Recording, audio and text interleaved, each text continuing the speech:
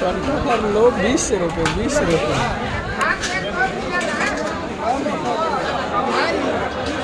कटहर कटहर कटहर कटहर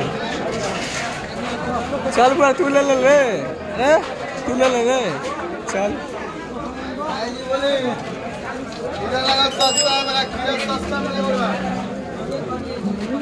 वो 5 रुपये लेकर आओ।